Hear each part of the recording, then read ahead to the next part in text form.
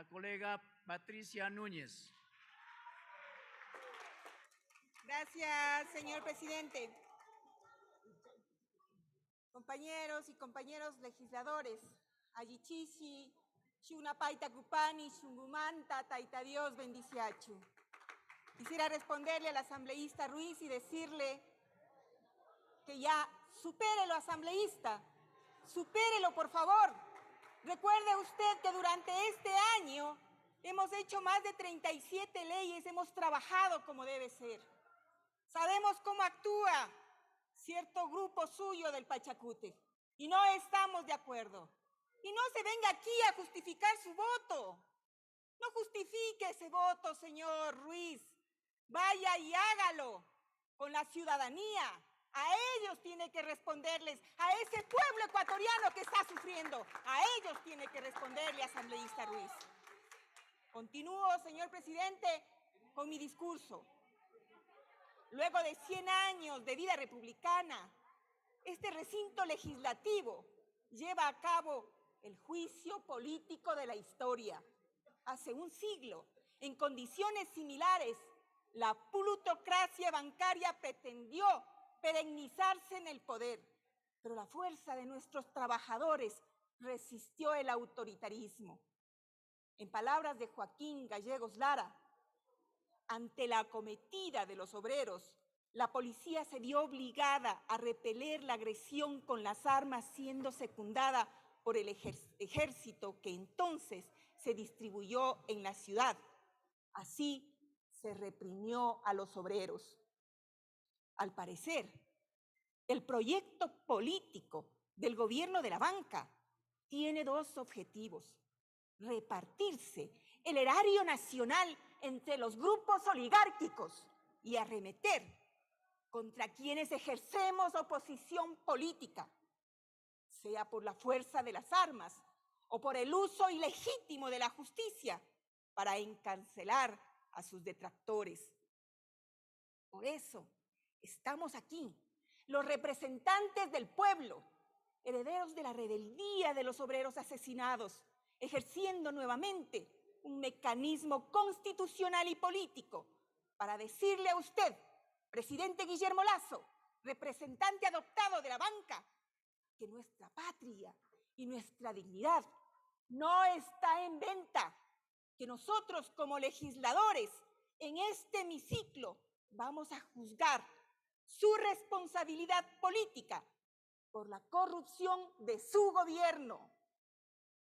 A lo largo de estos meses en que se develaron los esquemas de corrupción en las empresas públicas, ciertos medios de comunicación aliados a su gobierno se encargaron de blindarlo, escondidos tras el teclado, con un discurso cliché, pretendiendo hacer creer a los ecuatorianos que el juicio político que hoy sustanciamos y debatimos era un relato de un grupo político que pretende supuestamente desestabilizar la democracia.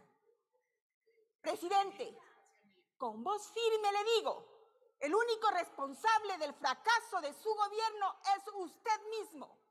Usted y sus ministros y funcionarios destrozaron la democracia y destrozaron la república. Por eso nosotros, las y los ecuatorianos que resistimos la arbitrariedad de su gobierno, tenemos el deber de reconstruirla. Pero para reconstruirla es necesario primero censurarlo y destituirlo, presidente Lasso. Que no existen pruebas de peculado, dice usted, presidente Lasso. Falso. Aquí se ha demostrado su responsabilidad política en la corrupción en el tema de Flopec. En agosto del 2021, usted expidió el decreto 163, con el que mutiló el artículo 7 de la Ley de Empresas Públicas. ¿Para qué? Para permitir que gente sin experiencia, pero aliados a la banca, lleguen a estas empresas públicas y entre ellas a Flopec. No es casual, presidente, que el responsable de la renovación del contrato de Amazon Tanker en diciembre del 2022, Osvaldo Rosero, antes de llegar a este cargo, haya sido su asesor presidencial. No es casual que Joaquín Ponce Díaz, antes de ser presidente de EMCO, haya sido su asesor jurídico en Carondelet. Su propósito siempre fue tener la mayoría en estas empresas públicas, que su círculo sea quien maneje Flopec y que el dinero de los ecuatorianos quede en manos de la plutocracia bancaria. Presidente Lasso, nosotros los legisladores y los ecuatorianos no cedemos ante las argucias de sus abogados. No juegue con la inteligencia de los ecuatorianos al afirmar o que no existe peculado o que el peculado es por omisión. Todo lo contrario, el peculado está demostrado con los informes jurídicos, comercial y técnicos emitidos por la gerencia de Flopec en enero del 2022. Y aquí se estableció 3 hechos que motivan el peculado. El primero, sobreprecio en la renta de buques de Flopec a Amazon Tanker con un perjuicio de $6 millones anuales. Segundo, sobreprecio en el valor de los fletes de Flopec a Petroecuador. Su gobierno le alquilaba los buques a Petroecuador con sobreprecio.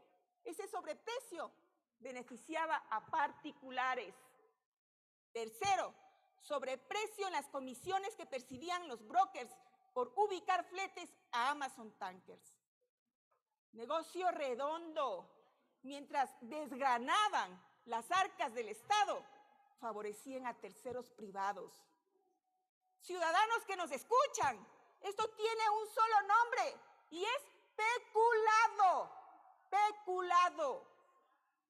Presidente, o usted ejerce el gobierno con total estulticia, o usted es consciente de estos esquemas de corrupción. En ambos casos, queda demostrada su responsabilidad política. Colegas legisladores, quiero aclarar que en este juicio político se está jugando el peculado de Flopec. Pero esto no puede borrar la corrupción de su gobierno. Según el medio de comunicación Primicias, existe un perjuicio de $644 millones a Petroecuador por contratos petroleros. Y aún no se ha cuantificado la afectación a los recursos del Estado por la corrupción en Selec y en Senel. Presidente, los ecuatorianos tenemos presente su corrupción en el caso Pandora, la corrupción de sus asesores de gobierno en el caso Danubio, así también lo del caso León de Troya. Un gobernante que no ha sido capaz en 2 años de erradicar la corrupción y la violencia no puede seguir en su cargo. Debe dar un paso atrás. Hace 2 años se instauró en el Ecuador un gobierno cleptocrático que desnaturalizó los fines del Estado. En lugar de promover el bienestar de las y los ecuatorianos, se preocupó de repartirse el Estado, de privatizar los sectores estratégicos, de meterle la mano a los sectores eléctrico y petrolero. ¿Cuál es el resultado de 2 años de desgobierno? Nuestro país pasó de ser el segundo país más seguro en la región a ser el país segundo más inseguro, con una tasa de 25.32 muertes por cada 100.000 habitantes en el 2022. Masacres carcelarias que dejaron 416 muertos, 332 casos de feminicidios en el 2022 y más de medio millón de ecuatorianos que se han visto obligados a migrar por la ausencia de una política económica de reactivación.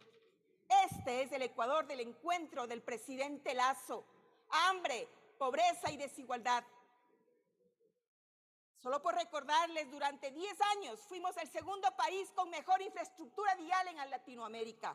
Señor asambleísta, le queda 1 minuto, por favor. Gracias, señor presidente. Somos el 5º país a nivel mundial en producir energía limpia. 2 millones de personas salieron de la pobreza. De 1,5 millones de afiliados al IES se incrementó a 3,5 millones. Como representante de la provincia de Chimborazo, hoy le digo a usted, presidente, que mis compatriotas están cansados de sus mentiras, de su demagogia, que usted jugó con el dolor de mis hermanos de Alausí. Solo un presidente indolente como usted es capaz de mandar a reprimir a los damnificados que le pedían ayuda luego de la tragedia. Solo un presidente como usted es capaz de mentirles y ofrecerles vivienda, bonos de arrendamiento, condonación de deudas en el Ban Ecuador, mejorar el tema vial y acto seguido disponer a sus ministros que se hagan de la vista gorda. Solo un gobierno inhumano como el suyo pudo con omisión burlarse del dolor de nuestros hermanos.